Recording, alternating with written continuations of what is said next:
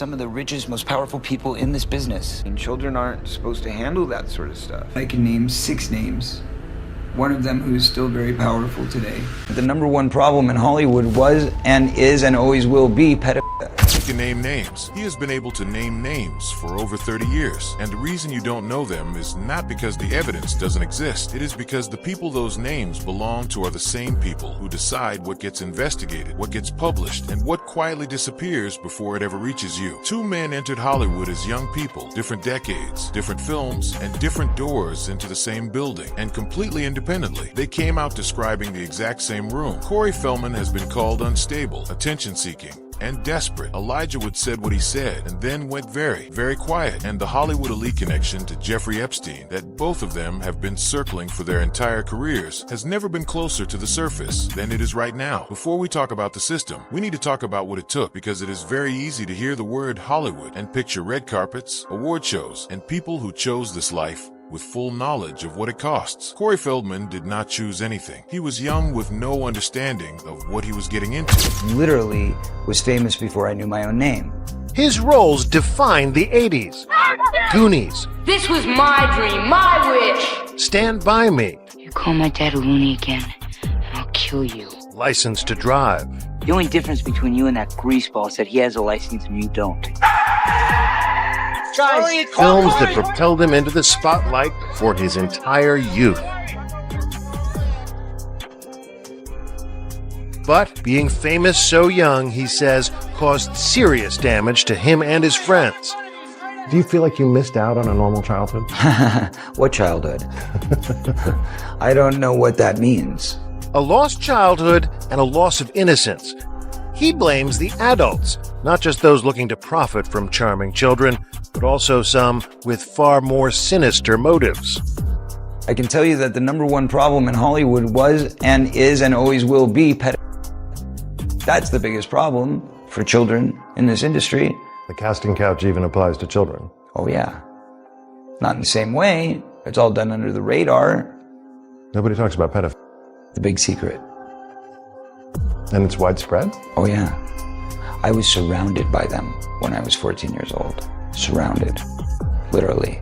Didn't even know it. It wasn't until I was old enough to realize what they were and what they wanted and what they were about and the types of people that were surrounding me till I went, oh my God, they were everywhere like vultures. Famous before he knew his own name, not as a flex, not as a Hollywood origin story, told with a smile. This is a fact that should disturb every single person watching this. There was no version of Corey Feldman's life where he got to be a young and careless young one first and a product second. The machine found him before he had the language to understand what was being offered, before he had any framework to understand what was being taken. And the machine, which runs entirely on identifying who was vulnerable and exactly how to access them, identified that immediately. And Corey was not alone in that building. There was someone else, someone the machine had found just as early. Someone understood exactly what Corey was going through because it was happening to him too. Vultures who Feldman says him and his best friend, the late child actor Corey Haim, his co-star in The Lost Boys. Well, what happens if my mom is dating the head vampire? Feldman says the trauma of that pedophilia contributed to Haim's death. There's one person to blame in the death of Corey Haim, and that person happens to be a Hollywood mogul.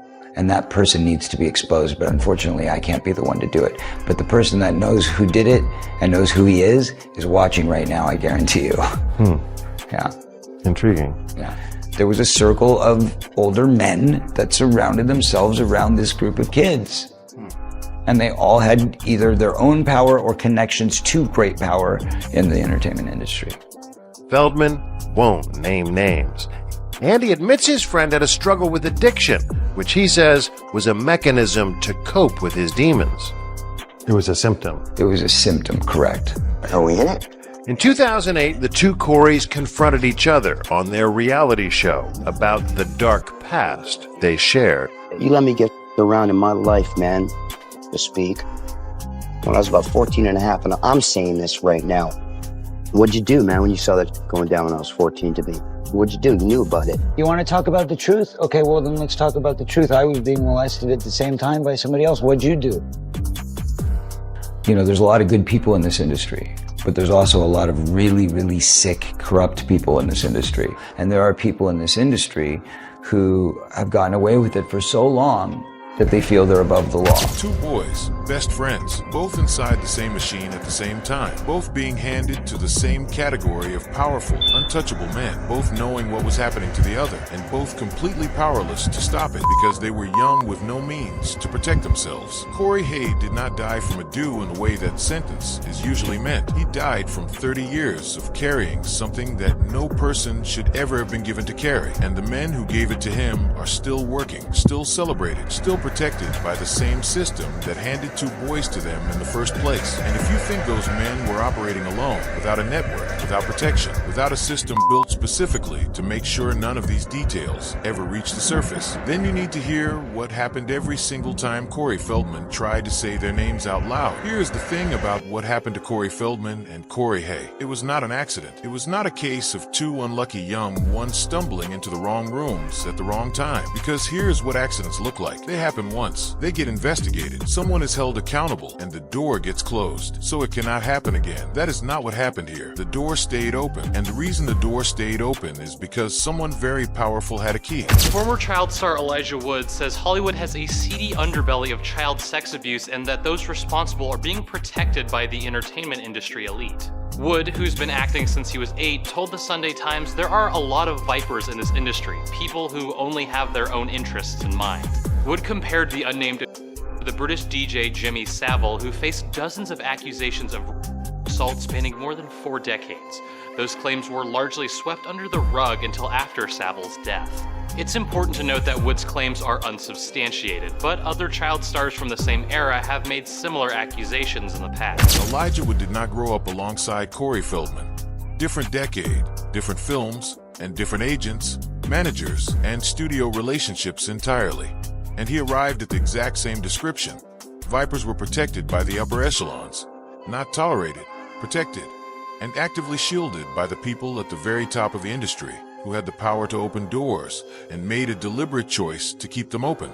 That convergence is not coincidence. Two survivors from two completely different corners of the same machine, using the same language to describe the same predator class, is a confirmation. But here's the question nobody in that industry ever wants to answer. If everyone at the top knew, and Elijah Wood is telling you they did, then why did it keep happening? Why did no parent, no journalist, no executive ever stand up and say enough? We have the ability to let our voices be heard and break the dam of silence. I can name 6 names. One of them who is still very powerful today. Feldman posting the video after launching an online campaign aimed at raising $10 million to fund his plan to reveal what he calls the truth. I propose to do this by making a film that'll be the most honest and true depiction of child abuse ever portrayed, by telling my own story in a very real way. We're fighters for truth, justice, and the American way. What she just described is not a failure of the system. It is the system, an environment deliberately constructed so that the young person has no language for what is being done to them. No adult in their immediate circle whose loyalty belongs to them and not to the machine. No path to accountability that does not first require them to destroy the very career they were placed inside to build. The industry does not fail to protect young actors by accident. It fails deliberately because protection would require accountability. Accountability would require naming names, and naming names would pull on a thread that, if followed all the way back, leads directly to people who are still collecting awards, still greenlit, and still sitting in the exact same rooms where those decisions were made. So the system does what it has always done. It finds someone else to take the blame. And when that doesn't work, it makes sure the person trying to speak never gets to finish the sentence. Every system that has something to hide develops the same defense, not denial. Denial is too obvious, too easy to disprove. Redirection. You take the question that threatens you, and you answer a completely different question so smoothly, so professionally, so reasonably that by the time the interview is over, the audience forgets what was actually being asked. Hollywood has had decades to perfect this, and if you want to see it operating at its absolute peak, watch what happens the moment someone in Corey Feldman's circle is asked about the men who had access to him as a young one. Is there a dark side to child stardom? Definitely.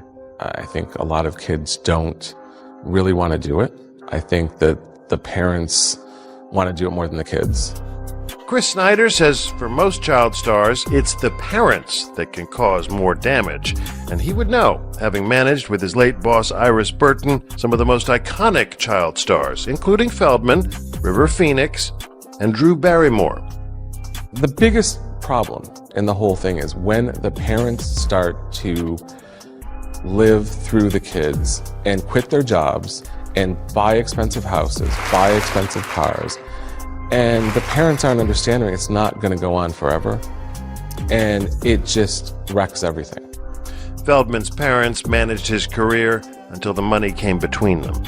I got legally emancipated by going to the Producer's Pension Health and Welfare Plan myself at 14 years old and saying, what were my earnings and what's left? Earnings, by the time I was 13 years old, $1 million, which is really not that much money, but in those days it was, in the late 70s, early 80s, that was a good chunk of change. And how much was left? $40,000. And guess what? When I went in for the emancipation trial, my father said, since I spent my time with you on your last film and took it away from my office where I should have been focused, instead, I'm going to ask you for that $40,000 back as repayment for the money that I lost in my business. You had to pay your dad? Correct. You can check the court filings. That was a fact. Wow. So I started at zero at 15 years old, coming out of the hole. We asked the court for the records, but they're sealed. In a statement, Corey's father, Bob Feldman, told us any money that the court awarded is a fraction of his claim. And this was a reimbursement for strictly professional expenses. For instance, private school, a publicist, professional wardrobe, traveling expenses, and lots more. This helped to save his career while he was in trouble with drug problems. I thought I was doing the best for my son, and I am always here for him. Notice exactly what just happened. A direct question about praise with access to young people inside the entertainment industry was answered with a pivot to parental greed. And here's the thing, it is not a wrong point. Negligent parents who push their children into this machine without protection are absolutely part of this story. But notice what that answer does not contain. Not one executive's name, not one agent, not one producer who opened a door that should never have been opened. Not one person inside the actual industry structure who bears any responsibility whatsoever. The machine's fingerprints are wiped clean in real time. The parents absorb the weight, and the man Corey Feldman has been trying to name it for 30 years. Walk out of the building untouched. And when Corey tried to go further, tried to use his own platform to finally say the names with evidence behind every single one. Watch what they did to him instead.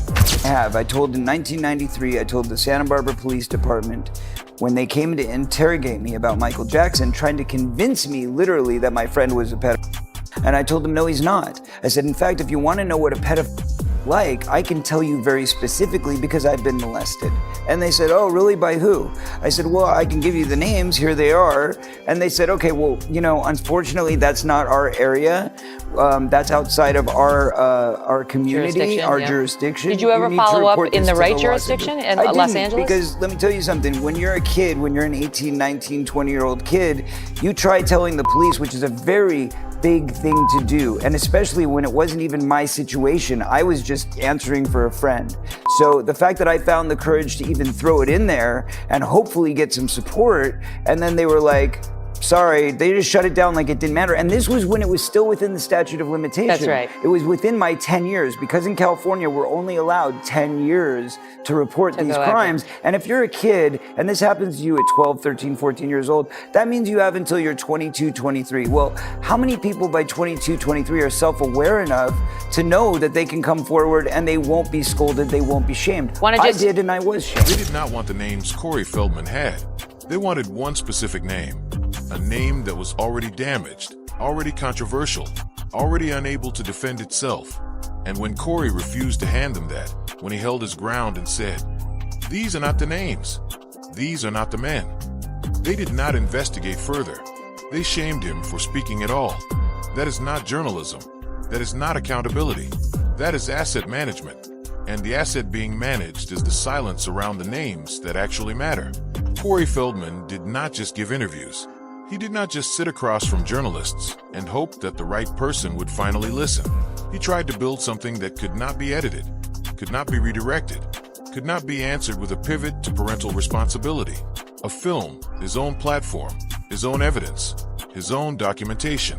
The names finally in a context nobody could control. The way child predators work, it's like the old thing about Willie Sutton, why do you rob banks? It's where they keep the money.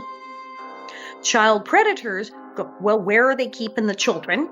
And where might there be some children who are not being supervised all the time by their parents? Oh, look, agent, child manager, photographer, casting director. These are also things where a child predator will say, oh, wow, what if I got a job doing that?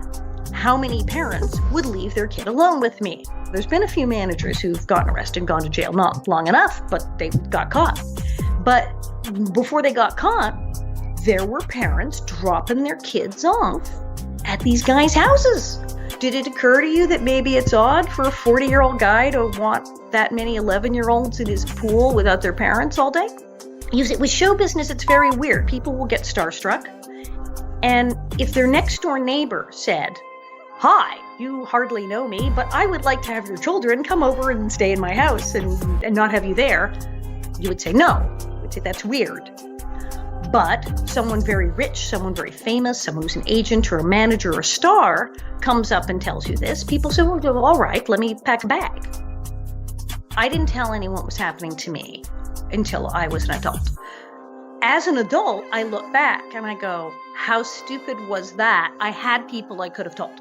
Can you imagine if I had told Michael Landon or anyone on Little House on the Prairie? Of course they would have done something. But you don't think of that when you're a kid. You don't know. You don't think like a grown-up. I can name 6 names. One of them who is still very powerful today. The film never came out.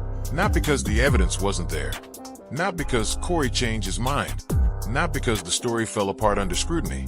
But because someone or several someones decided that the American way of handling this particular story was silence. And if you think this kind of protection only exists inside Hollywood, if you believe this is somehow a uniquely American disease, then you have not been paying attention to what was happening on the other side of the Atlantic at the exact same time with the exact same playbook.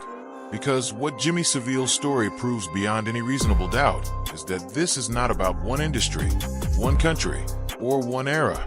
It is about what happens when a system decides that protecting its most powerful assets matters more than protecting the most vulnerable people inside it. In the 80s, Savile appeared on a BBC programme called Open to Question. It was hosted by a young Christian Guru Murphy. Remind me of the subject matter. I thought it was a fun thing, but never mind. A panel of teenagers asked him the questions then that if we could, everyone wants to ask him now. Jimmy, you've never been married and you don't seem to have a very high regard of women. Oh. Do you feel that women are inferior to you, or are you frightened from them? Don't you see an intellectual contradiction in your tabloid claim of having in a passion wagon and your profession to be a devout Roman Catholic? Oh, you must put the camera on this man. This man is the only person I know in the world who believes newspapers. Clunk the car door and click the seatbelt. Clunk, click, every trip. Another BBC show, Clunk, Click, during the 70s with Jimmy Savile. Last week, a woman claimed that during the making of this episode of Clunk, Click with Jimmy Savile, the comedian Freddie Starr molested her. She was 14 at the time. Freddie Starr said this wasn't true, that he'd never met her. He went on to say, I've only met Jimmy Savile maybe twice. He came to see me with his mother at one of my shows. I always thought he was a flash. The other time was when he came into mine and my partner's men's clothing shop in Leeds. We were set in the shop and he walked past, looked in, and then came in. But here's the thing.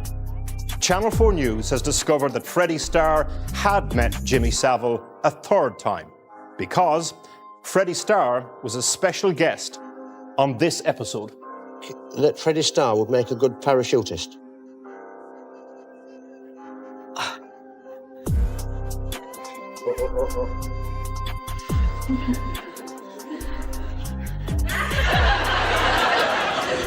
But there's more.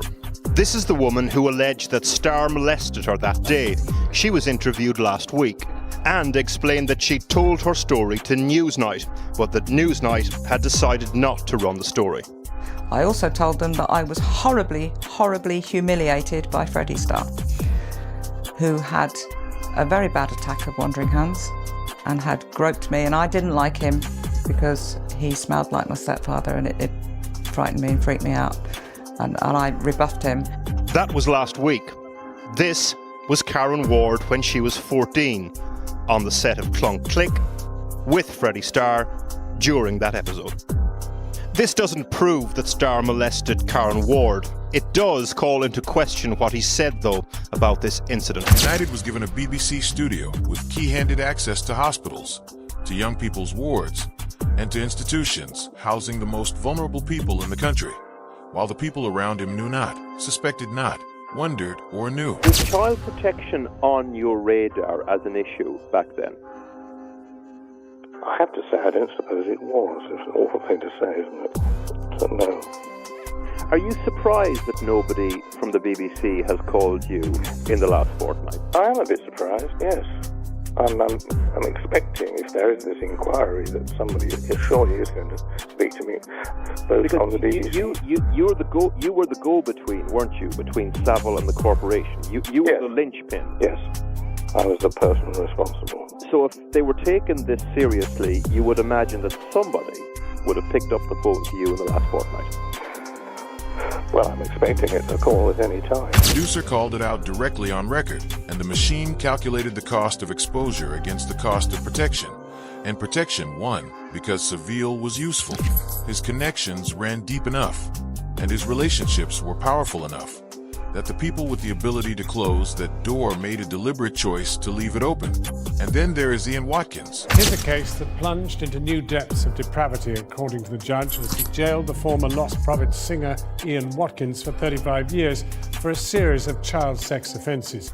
Watkins admitted 13 charges, including the attempted assault of a small child, as the judge told him any decent person would experience shock, revulsion, and incredulity at his crimes.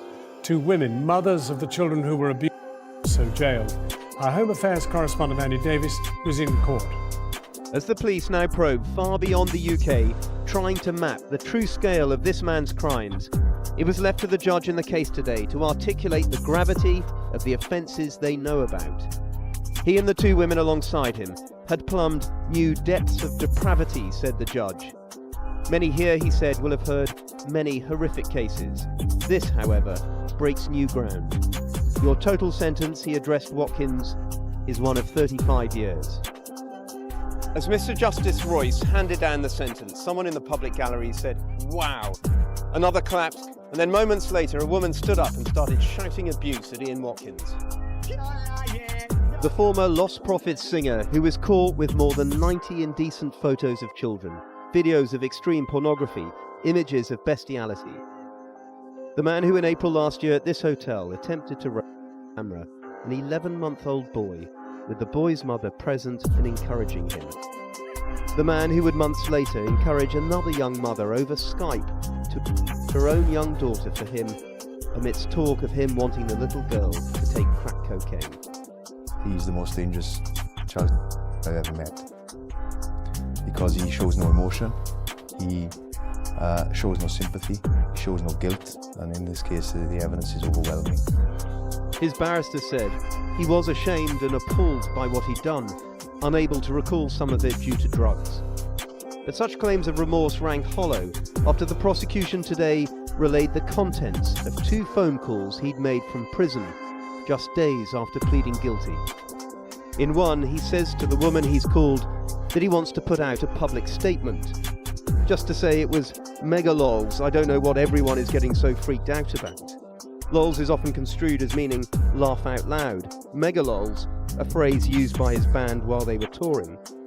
When the woman suggested that she wasn't sure that this was the right statement, he replied, "No, it's just lols, man." 35 years, and what the sentencing revealed was not just the crimes of one man. It was the number of people who had been told, who had seen, who had been shown evidence, and who said absolutely nothing. Hollywood, the BBC, the global music industry, different countries, different decades, different names on the door, identical system, identical silence. And now take everything you just watched, every door that was left open, every name that was protected, every survivor who was shamed into silence, and ask yourself one question. Where does Jeffrey Epstein fit into this picture? Because Corey Feldman and Elijah would have both been circling that answer for 30 years. And what they have described is not a coincidence. Jeffrey Epstein did not build his network in a vacuum. It was built the same way every PR network inside entertainment has always been built. Through access, through trust, through the unspoken contract that Corey Feldman has been trying to describe since he was a teenager. You will be used. You will say nothing. And in exchange, the doors stay open.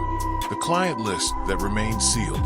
The names of powerful institutions on both sides of the Atlantic are still fighting to keep out of the public record.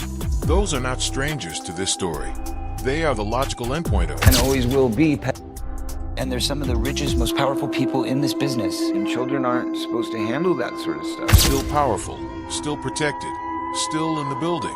And every journalist who redirected, every executive who calculated, every producer who saw and said nothing, every institution that chose reputation over accountability, made sure it stayed that way. Corey Feldman did not need 30 years to find the evidence.